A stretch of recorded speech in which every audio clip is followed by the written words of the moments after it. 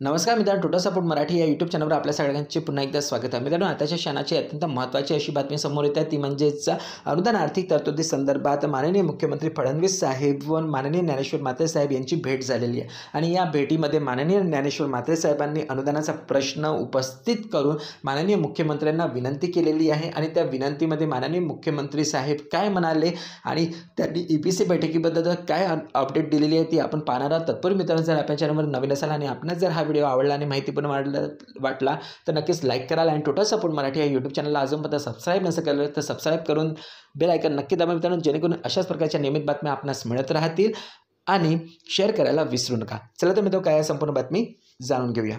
तर मित्रांनो, आज माननीय मुख्यमंत्री देवेंद्र फडणवीस यांची माननीय आमदार ज्ञानेश्वर म्हात्रे यांनी भेट घेतलेली आहे। ते बदलापूर येथे छत्रपती शिवाजी महाराजांच्या अनावरण प्रसंगी महाराष्ट्र राज्याचे मुख्यमंत्री माननीय देवेंद्र फडणवीस साहेब हे उपस्थित होते।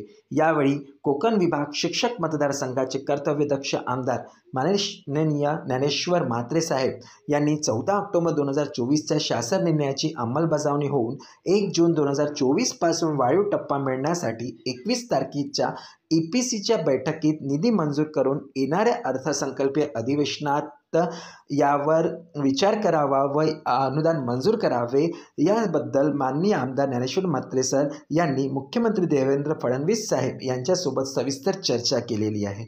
आणि या चर्चेवर माननीय मुख्यमंत्री देवेंद्र फडणवीस साहेब असे म्हणाले की EPCच्या बैठकीत विषय घेऊन निधी मंजूर करायला सांगतो व येणाऱ्या अर्थसंकल्प अधिवेशनामध्ये याचा विषय घेतो असे आश्वासित केलेले आहे। तर शिक्षकांच्या प्रश्नासाठी आमदार ज्ञानेश्वर म्हात्रे सर कोणताही प्रश्न सध्या तरी सोडत नाही, कारण अनुदान म्हणजे अनुदान, टप्पा अनुदान मिळायलाच हवे।